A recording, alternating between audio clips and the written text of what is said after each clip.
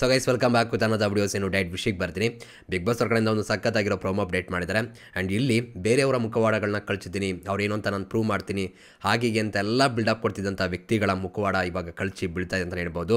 And guys Dhruvanth ಬಗ್ಗೆ ಏನಾದ್ರು ಹೇಳಬೇಕು ಅಂತ ಅನ್ಸಿದ್ರೆ ಒಂದು ವರ್ಡಲ್ಲಿ ಏನು ಹೇಳೋಕ್ಕೆ ಇಷ್ಟಪಡ್ತೀರಾ ಕಮೆಂಟ್ ಸೆಕ್ಷನ್ ತಿಳಿಸಿ. ಆ್ಯಕ್ಚುಲಿ ನಿಜ ಹೇಳಬೇಕು ಅಂದರೆ ಧ್ರುವಂತ್ ಬಗ್ಗೆ ನನಗೆ ತುಂಬ ಪಾಸಿಟಿವ್ ಒಪಿನಿಯನ್ ಇತ್ತು. ನಾನು ಇವ್ರನ್ನ ತುಂಬ ನಂಬಿದ್ದೆ ಕೂಡ, ತುಂಬ ಒಳ್ಳೆ ವ್ಯಕ್ತಿ ಅಂತ ಅಂದ್ಕೊಂಡಿದ್ದೆ. ಆದರೆ ದಿನಗಳು ಕಳೀತಾ ಇವರ ನಿಜವಾದ ಮುಖ ಏನು ಅಂತ ಎಲ್ಲರೂ ಕೂಡ ಗೊತ್ತಾಗ್ತಿದೆ. ಅವರೇ ಪ್ರೂವ್ ಮಾಡ್ಕೋತಿದ್ದಾರೆ ನಾನು ಇಲ್ಲಿ ಸರಿ ಇಲ್ಲ ಅನ್ನೋದನ್ನು.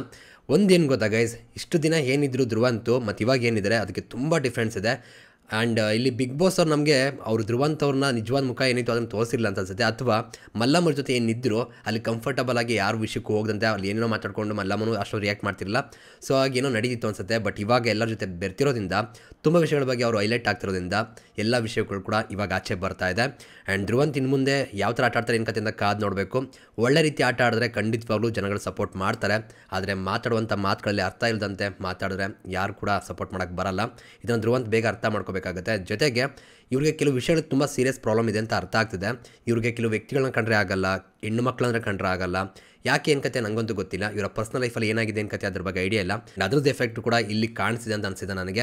ಯಾಕಂದ್ರೆ ಅವ್ರ ಮಾತುಗಳನ್ನ ಕೇಳಿದಾಗ ಹಾಗೆ ಅನಿಸ್ತಿರುವಂಥದ್ದು. ಆ್ಯಂಡ್ ಇದ್ರ ಬಗ್ಗೆ ನಿಮ್ಮ ಮನಸ್ಸಿಗೆ ಏನಿದೆ ಕಮೆಂಟ್ ಸೆಕ್ಷನ್ ತಿಳಿಸಿ. ಒಂದು ಇಂಟ್ರೆಸ್ಟಿಂಗ್ ಆಗಿರೋ ಪ್ರೋಮೋ ಇರುವಂಥದ್ದು. ಸೊ ನೋಡ್ಕೊಬೇಡ, ನಮ್ಮ ಡೀಟೇಲ್ ಮಾತಾಡೋಣ ಬನ್ನಿ. ಕಾವ್ಯನ ಹತ್ರ ಹೋಗ್ಬಿಟ್ಟು ರಾಶಿ ಅವರು ಅಭಿ ಹತ್ರ ಹೋದ್ರು, ವರ್ಕ್ ಆಗ್ಲಿಲ್ಲ. ನನ್ನ ಹತ್ರ ಬಂದ್ರು, ವರ್ಕ್ ಆಗ್ಲಿಲ್ಲ. ಇವಾಗ ಸೂರಜ್ ಹತ್ರ ಮಾತಾಡ್ಕೊಂಡಿದ್ದಾರೆ ಅಂತ ಹೇಳಿದ್ದಂತೂ ನಿಜ.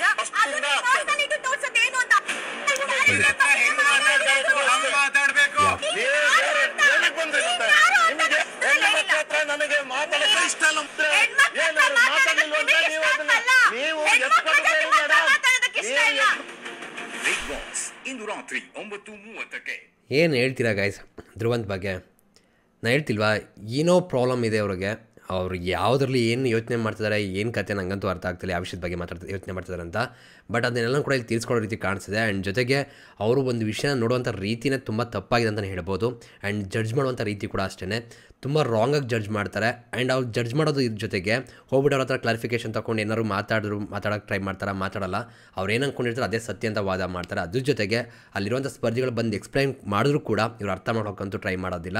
ನಂಗೆ ಅದೇ ಬೇಜಾರಾಗುವಂಥದ್ದು. ಅಲ್ಲಿ ಕಾವ್ಯರು ಕೂಡ ಅಷ್ಟೆಲ್ಲ ಎಕ್ಸ್ಪ್ಲೈನ್ ಮಾಡಿರ್ತಾರೆ ಓಕೆನಾ, ಆದರೂ ಕೂಡ ಮತ್ತೆ ಅದೇ ಕತೆಗಳು. ನಾನು ಹೇಳಿದ್ದೆ ಸರಿ.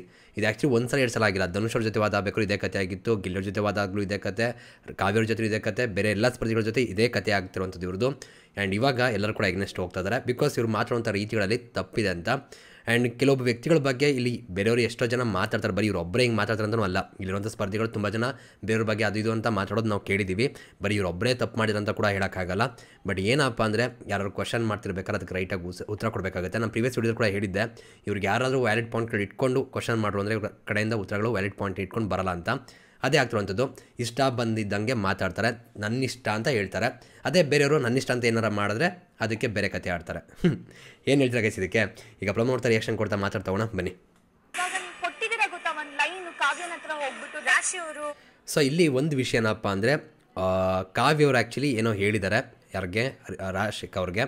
ಆ್ಯಂಡ್ ಇದನ್ನು ಇವರು ಇದ್ದಾರೆ ನೋಡಿ, ನಮ್ಮ ಯಾರು ಧ್ರುವಂತ್ ಅವರು ಹೋಗ್ಬಿಟ್ಟು ಕಾವ್ಯ ಹತ್ರ ಮಾತಾಡಿದ್ದಾರೆ ಈ ವಿಷಯದ ಬಗ್ಗೆ ಓಕೆನಾ. ಸೊ ಇವಾಗ ಒಂದು ಕ್ಲಾರಿಫಿಕೇಷನ್ ತೊಗೊಳಕ್ಕೋಸ್ಕರ ಬಂದಿರೋದು ಯಾರಪ್ಪ ಅಂದರೆ ಅದು ರಾಶಿಕಾ. ಆ್ಯಂಡ್ ಅದು ಒಳ್ಳೆ ಕೆಲಸ. ಏನೇ ಒಂದು ನಮ್ಮ ಬಗ್ಗೆ ಮಾತು ಬಂತು ಅಂದಾಗ ಅದ್ರ ಬಗ್ಗೆ ಕ್ಲಿಯರಾಗಿ ಮಾತಾಡಿ ಮುಗಿಸೋವಂಥದ್ದು ಒಳ್ಳೆಯದು ಓಕೆನಾ.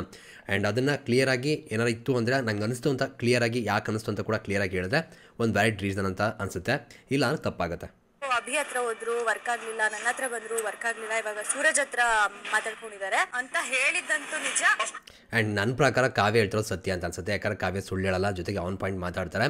ಆ್ಯಂಡ್ ಇಲ್ಲಿ ಒಂದು ಏನಂತಪ್ಪ ಅಂದರೆ ವಿಷಯ ಅನಿಸಿರಬಹುದು ಓಕೆನಾ. ಈಗ ಅನಿಸಿದ್ದೆಲ್ಲ ಸರಿ ಅಂತ ಹೇಳೋಕ್ಕಾಗತ್ತಾ? ಇಲ್ಲ. ಆ್ಯಂಡ್ ಇಲ್ಲಿ ಏನಂದರೆ ಇವಾಗ ಧ್ರುವಂತ್ ಹೇಳಿದ್ದಾರೆ, ಯಾರು ರಾಶಿಕಾ ಮೊದಲು ಅಭಿ ಹತ್ರ ಹೋದರು, ಅಲ್ಲಿ ವರ್ಕೌಟ್ ಆಗಲಿಲ್ಲ. ಆಮೇಲೆ ನನ್ನ ಹತ್ರ ಬಂದು ವರ್ಕೌಟ್ ಆಗಲಿಲ್ಲ. ಇವಾಗ ಸೂರಜ್ ಹತ್ರ ಇದ್ದಾರೆ. ಇವಾಗ ಅವ್ರಿಗೆ ಅನಿಸಿದೆ ಅಂದರೆ ಇವಾಗ ಏನು ವರ್ಕೌಟ್ ಮಾಡ್ಕೊಳಕ್ಕೆ ಹೋದ್ರಿ ಇವರು, ಆ್ಯಂಡ್ ಈಗ ಹೋಗಿ ಏನೇನು ಮಾಡಿದ್ರು, ಏನು ಕತೆ ಅನ್ನೋದು ಕೂಡ ಪಾಯಿಂಟ್ ಆಗುತ್ತೆ. ಆ್ಯಂಡ್ ಇವಾಗ ಕ್ವಶನ್ ಮಾಡ್ತಿರೋದು ಯಾರು? ರಾಶಿಕಾ. ಆ್ಯಂಡ್ ಇದನ್ನು ಯಾರ ಹತ್ರ ಹೋಗಿ ಹೇಳಿದ್ದಾರೆ ಇವರು? ಧ್ರುವಂತು ಕಾವ್ಯನ ಹತ್ರ. ಅವರು ಕೂಡ ಇದನ್ನು ಹೇಳಿರೋದು ಸತ್ಯ ಅಂತ ಕೂಡ ಹೇಳ್ತಾ ಇದ್ದಾರೆ. ಇವಾಗ ಧ್ರುವಂತ್ ಏನು ಮಾಡಬೇಕಪ್ಪ ಅಂದರೆ, ಹೌದು ನನಗೆ ಈ ವಿಷಯಗಳು ಇಟ್ಕೊಂಡು ಇದಕ್ಕೆ ಹಿಂಗೆ ಅನಿಸ್ತು ಅಂತ ವಾದ ಮಾಡಿದ್ರೆ ನಿಜವಾಗ್ಲೂ ತಪ್ಪು ಅಂತ ನಾನು ಹೇಳಲ್ಲ. ಯಾಕಂದರೆ ಕೆಲವು ವಿಷಯಗಳು ಅನಿಸ್ತಿದ್ದೆಲ್ಲ ಸತ್ಯ ಆಗಬೇಕು ಅಂತಲೂ ಅಲ್ಲ. ಬಟ್ ಕೆಲವೊಂದು ವಿಷಯಗಳು ಅನಿಸಿದಾಗ ಅದೊಂದು ರೀಸನ್ ಇರ್ಬೋದು, ಯಾವುದೋ ಒಂದು ಕಾರಣ ಇರುತ್ತೆ, ಹಂಗೆ ಅನ್ಸೋದಕ್ಕೂ ಕೂಡ ಅಲ್ವಾ. ಅದು ಏನು ಅಂತ ಎಕ್ಸ್ಪ್ಲೈನ್ ಮಾಡಬೇಕು ಹೊರತು ಇಲ್ಲ ನನ್ನಿಷ್ಟ ಅಂತ ವಾದ ಮಾಡಬಾರ್ದು.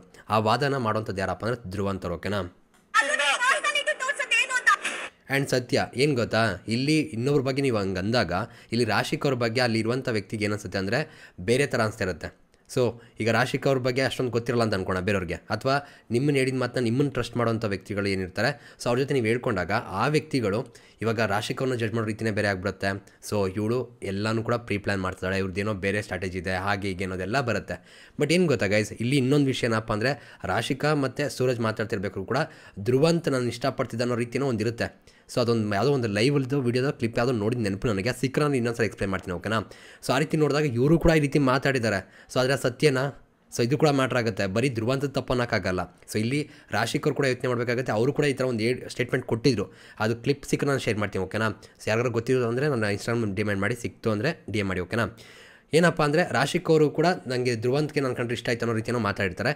ಸೊ ಅದೇ ರೀತಿ ನೋಡಿದಾಗ ಇವರು ಕೂಡ ಅನಿಸಿದ್ದನ್ನ ಏನೋ ಮಾತಾಡಿದ್ದಾರೆ. ಬಟ್ ಇಲ್ಲಿ ಅನಿಸಿದ್ದೆಲ್ಲ ಸತ್ಯ ಆಗಲ್ಲ, ಅದನ್ನೇ ಮೇಯ್ನಾಗಿ ನಾವು ಇಟ್ಕೋಬೇಕಂತ. ಜೊತೆಗೆ ಬೇರೆಯವ್ರ ಹತ್ರ ಹೋಗಿ ಹೇಳಬೇಕಾದ್ರೂ ಕೂಡ ಯೋಚನೆ ಮಾಡಬೇಕಾಗತ್ತೆ. ಇನ್ಮೇಲೆ ಈ ಬಿಗ್ ಬಾಸ್ ಮೀನೋ ಸ್ಪರ್ಧಿಗಳು ಅದು ಯಾವತ್ತೋ ಒಂದಿನ ಇನ್ನೊಬ್ರು ಬಾಯಿಗೆ ಬಂದೇ ಬರುತ್ತೆ. ಆ್ಯಂಡ್ ಇವಾಗ ಧ್ರುವಂತ್ಗೂ ಕಾವ್ಯಂಗೂ ಆಗ್ತಾ ಇಲ್ಲ, ಅಥವಾ ಈ ಬೇರೆಯವ್ರಿಗೆ ಎಷ್ಟೋ ಜನ ಕ್ಲಾಶ್ ಆಗ್ತಿದೆ, ಅವ್ರ ಹತ್ರನೇ ಇಷ್ಟೆಲ್ಲ ಮಾತಾಡಿದರೆ ಅದು ಇವ್ರ ಜೊತೆ ಚೆನ್ನಾಗಿ ಇಟ್ಕೊಂಡು ಈ ವ್ಯಕ್ತಿ ಏನೇನ ಹೇಳಿ. ಸೊ ಅದು ಒಂದು ಏನೋ ಆಗುತ್ತೆ, ತಂದಿಡುವಂಥ ಕೆಲಸಗಳು ಕೂಡ ಆಗುತ್ತೆ. ಸೊ ಇದು ರಂಪಾಟ ಆಗೇ ಆಗುತ್ತೆ. ಇನ್ನು ಮುಂದೆ ಕೂಡ ಇಲ್ಲಿರೋ ಸ್ಪರ್ಧಿಗಳು ಹುಷಾರಾಗಿರಬೇಕಾಗತ್ತೆ. ಆ್ಯಂಡ್ ಹೌದು, ರಾಶಿಕ ಹೇಳೋ ರೀತಿ ನೋಡಿದಾಗ ಅದು ಕ್ಯಾರೆಕ್ಟರ್ ಬಗ್ಗೆನೇ ಬರುತ್ತೆ. ಈಗ ಫಾರ್ ಎಕ್ಸಾಂಪಲು ಬರೀ ಧ್ರುವಂತು ನನ್ನ ಕಂಡ್ರೆ ಏನೋ ಒಂದು ಸ್ವಲ್ಪ ಫೀಲಿಂಗ್ಸ್ ಇರೋ ರೀತಿ ಇದ್ದರು ಅನ್ನೋ ರೀತಿ ಹೇಳ್ಬಿಟ್ಟಿದ್ರು ಪ್ರಾಬ್ಲಮ್ ಆಗ್ತಿರಲಿಲ್ಲ. ಬಟ್ ಇಲ್ಲಿ ಏನು ತಪ್ಪಾಗಿರುತ್ತೆ ಗೊತ್ತಾ, ಈಗ ರಾಶಿಕಾ ಹೇಳಿದ್ದಕ್ಕೂ ಇವ್ರು ಹೇಳಿರೋದಕ್ಕೂ ಸ್ವಲ್ಪ ಡಿಫ್ರೆನ್ಸ್ ಇದೆ. ಏನಂದರೆ ಆ ವಿಡಿಯೋದಲ್ಲಿ ನನ್ನ ಮೇಲೆ ಇಂಟ್ರೆಸ್ಟ್ ಇತ್ತು ಅನ್ನೋ ರೀತಿ ಒಂದು ಮಾತು ಬರುತ್ತೆ. ಓಕೆನಾ. ಸೊ ಅದು ತಪ್ಪಂತೂ ಅನ್ಸಲ್ಲ, ಮೇ ಬಿ ಅವ್ರಿಗೆ ಅನಿಸಿರ್ಬೋದು. ಆ್ಯಂಡ್ ಅದನ್ನು ರಾಂಗಾಗಿ ಪೋರ್ಟ್ರೇಟ್ ಮಾಡಿದ್ರು ಅಂತಲೂ ಅನ್ಸಲ್ಲ. ಓಕೆನಾ. ಸೊ ಅವ್ರಿಗೆ ಅನಿಸಿರುತ್ತೆ ಕೆಲವು ವಿಷಯಗಳಲ್ಲಿ. ಬಟ್ ಇಲ್ಲಿ ಮೊದಲು ಅಭಿ ಹತ್ರ ಹೋದ್ಲು, ಆಮೇಲೆ ನನ್ನ ಹತ್ರ ಬಂದು, ಆಮೇಲೆ ಇವಾಗ ಅಲ್ಲಿ ಹೋಗಿದ್ದಾಳೆ ಸೂರಜ್ ಹತ್ರ ಅಂತ ಬಂದಾಗ ಈ ಹುಡುಗಿ ಕ್ಯಾರೆಕ್ಟರ್ ಬಗ್ಗೆ ಜಡ್ಜ್ ಮಾಡ್ದಂಗೆ ಆಗುತ್ತೆ. ಸೊ ಇದು ರಾಂಗ್ ಅಂತ ಅನಿಸುತ್ತೆ ಧ್ರುವಂತ್ ವಿಷಯದಲ್ಲಿ ಈ ಥರ ಬಂದಾಗ. ಆ್ಯಂಡ್ ಇಲ್ಲಿ ಸೂರಜ್ ಹೇಳ್ತಿರೋದು ಸರಿ, ಹೆಣ್ಮಕ್ಳ ಜೊತೆ ಹೇಗೆ ಮಾತಾಡಬೇಕು ಮತ್ತು ಯಾವ ವಿಷಯದಲ್ಲಿ ಯಾವ ಥರ ಇರಬೇಕು ಅನ್ನೋದು ಕೂಡ ಮ್ಯಾಟ್ರ್ ಆಗುತ್ತೆ. ಇದನ್ನು ಕಲಿಬೇಕಾರೋದು ಯಾರಪ್ಪ ಅಂದರೆ ಧ್ರುವಂತ್ ಅವರು. ಕಲಿತಾರ ಕಾದ್ ನೋಡೋಣ. ಏನಕ್ಕೆ ಬಂದ್ರಿ ಅಂದರೆ ಏನರ್ಥ? ಸೊ ಹೆಣ್ಮಕ್ಳ ಹತ್ರ ಮಾತಾಡೋಕ್ಕೆ ಇಷ್ಟ ಇಲ್ಲ ಅಂತ ಹೇಳ್ತಿದ್ದಾರೆ. ಇವಾಗ ಹೆಣ್ಮಕ್ಳು ಅಂದರೆ ಏನಂತ ನೋಡ್ತಿದ್ದಾರೆ ಇವರು ಅನ್ನೋದು ಪ್ರಶ್ನೆ ಬರುತ್ತೆ. ಜೊತೆಗೆ ಇವರು ಆ್ಯಕ್ಚುಲಿ ಫಸ್ಟ್ ವಿಷಯ ಏನಪ್ಪ ಅಂದರೆ ಇವ್ರ ತಲೆಯಲ್ಲಿ ಬೇರೆ ವಿಷಯಗಳೇ ಇದೆ. ಹಾಗಾಗಿನೇ ಬೇರೆ ಸ್ಪರ್ಧಿಗಳ ಜೊತೆ ಅವ್ರು ಹಂಗಿರೋದು ಅಂತ ಅನಿಸುತ್ತೆ. ತುಂಬ ಜನಕ್ಕೆ ಅನಿಸುತ್ತೆ ಈ ವ್ಯಕ್ತಿ ಸ್ವಲ್ಪ ಡಿಫ್ರೆಂಟ್ ಅಥವಾ ಕಟ್ಟಾಗಿ ಯಾಕೋ ನಾರ್ಮಲಾಗಿ ಬಿಹೇವ್ ಮಾಡ್ತಿಲ್ಲ ಅಂತ ಕೂಡ ಎಷ್ಟೋ ಜನಕ್ಕೆ ಅನಿಸ್ಬೋದು. ಯಾಕಂದರೆ ಅವ್ರು ನೀವು ಅಬ್ಸರ್ವ್ ಮಾಡಿದ್ರೆ ಅವರ ಬಿಹೇವಿಯರಲ್ಲಿ ಸ್ವಲ್ಪ ಚೇಂಜ್ಗಳಿತ್ತು. ಯಾರ ಜೊತೆ ಅಷ್ಟೊಂದು ಕಂಫರ್ಟಬಲಾಗಿ ಇರ್ತಿರಲಿಲ್ಲ. ಧನುಷ್ ಹೇಳಿದ ಪ್ರಕಾರ ನೋಡಿದಾಗ ಇವ್ರು ಯಾರು ಸ್ವಲ್ಪ ಕ್ಲೋಸ್ ಇರ್ತಾರೆ ಅವ್ರ ಜೊತೆ ಬೇಕಾದ್ರೆ ಗಂಟೆ ಮಾತಾಡ್ತಾರೆ. ಯಾರಿಗೂ ಸ್ವಲ್ಪ ಕ್ಲೋಸ್ ಇಲ್ಲ ಅಥವಾ ಯಾರಿಗೂ ಇಷ್ಟ ಆಗ್ತಿಲ್ಲ ಅವ್ರ ಹತ್ರನೇ ಹೋಗಲ್ಲ, ಮತ್ತು ಅವ್ರ ಬಗ್ಗೆ ತುಂಬ ನೆಗೆಟಿವ್ ಕೂಡ ಮಾಡ್ತಿದ್ದಾರೆ. ಅದು ನಾವು ಲೈವ್ ಕೂಡ ನೋಡ್ತಿದ್ದೀವಿ. ಸೊ ಇದೆಲ್ಲ ನೋಡಿದಾಗ ಇಲ್ಲಿ ಧ್ರುವಂತ್ ಅವರು ಸ್ವಲ್ಪ ಅರ್ಥ ಮಾಡ್ಕೋಬೇಕಾಗುತ್ತೆ ಜೀವನ ಅನ್ನೋದು. ಜೊತೆಗೆ ನಮ್ಮ ಜೊತೆ ಇರುವಂಥ ವ್ಯಕ್ತಿಗಳನ್ನ ರಾಂಗಾಗಿ ಜಡ್ಜ್ ಮಾಡೋದು ಕೂಡ ತಪ್ಪು ಅಂತ ಅರ್ಥ ಮಾಡ್ಕೋಬೇಕಾಗತ್ತೆ.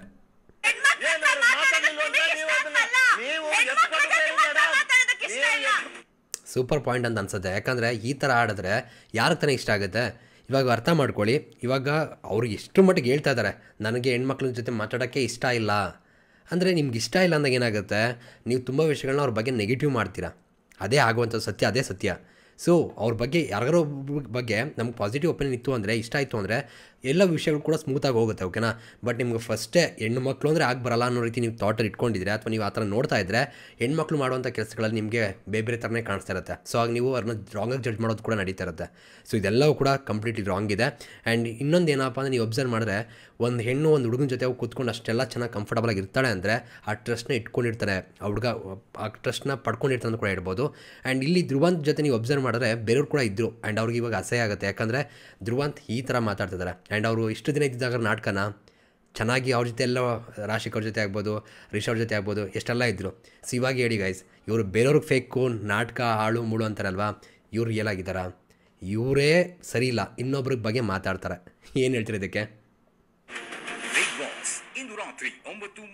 ಬಟ್ ಇಲ್ಲಿ ಸೂರಜ್ಗೂ ಮತ್ತು ಇವ್ರಿಗೂ ಧ್ರುವಂತ್ಗೂ ಕೂಡ ಜಾಸ್ತಿ ಕ್ಲಾಶ್ ಆಗೋ ರೀತಿ ಇದೆ, ನೋಡೋಣ. ಬಟ್ ಏನಪ್ಪ ಅಂದರೆ ಧ್ರುವಂತ್ ಮಾಡಿರೋದು ತಪ್ಪು ಗೈಸ್. ಬೇರೆಯವ್ರ ಬಗ್ಗೆ ಮಾತಾಡಲೇಬಾರ್ದು ಅಂತ ನಾನು ಹೇಳಲ್ಲ, ಮಾತಾಡುವಂಥ ವಿಷಯಗಳ ಬಗ್ಗೆ ಕ್ಲಾರಿಟಿ ಇರಬೇಕಾಗತ್ತೆ. ಜೊತೆಗೆ ತುಂಬ ರಾಂಗಾಗಿ ಪೋರ್ಟ್ರೇಟ್ ಮಾಡುವಂಥ ಕೆಲಸಗಳನ್ನ ಮಾಡಬಾರ್ದು, ಅದು ತಪ್ಪಾಗುತ್ತೆ. ಇದನ್ನ ಆದಷ್ಟು ಬೇಗ ಧ್ರುವನ್ ತಿದ್ಕೊಂಡ್ರೆ ಒಳ್ಳೆಯದು, ಇಲ್ಲಾಂದರೆ ಕಷ್ಟ ಆಗುತ್ತೆ. ಈ ಬಿಗ್ ಬಾಸ್ ಮನೆಯಲ್ಲಿ ಅವ್ರ ಹೊರಗಡೆ ಜೀವನ ಏನಾಗಿದೆ ಏನು ಕತೆ ಗೊತ್ತಿಲ್ಲ, ಅದು ಅವ್ರ ಪರ್ಸ್ನಲ್ ಲೈಫ್. ಅದಕ್ಕೆ ನಾನು ಆ ವಿಷಯಗಳನ್ನ ಕೂಡ ತೊಗೊಂಡು ಮಾತಾಡೋಕೆ ಹೋಗಲ್ಲ ನಾನು, ಓಕೆನಾ. ಬಟ್ ನನಗೆ ಮ್ಯಾಟ್ರ್ ಆಗುವಂಥದ್ದು ಈ ಬಿಗ್ ಬಾಸ್ ಮನೆ ಈ ಸ್ಪರ್ಧಿ ಬೇರೆಯವ್ರ ಜೊತೆ ಹೇಗಿದ್ದಾರೆ ಏನು ಕತೆ ಅನ್ನೋದು. ಬಟ್ ಅದ್ರ ತಪ್ಪುಗಳಾಗ್ತದೆ, ಅದನ್ನು ಸರಿ ಮಾಡ್ಕೊಂಡು ಹೋಗಲಿ. ಸುದೀಪಣ್ಣ ಆದಷ್ಟು ಬೇಗ ಕ್ಲಾಸ್ ತೊಗೊಳ್ಳಿ, ನೋಡೋಣ ಏನು ಮಾಡ್ತಾರೆ ಏನು ಕತೆ ಅಂತ. ಸಿಗೋಣ ಗೈಸ್ ಮತ್ತೆ. Thank you guys, love you guys, bye.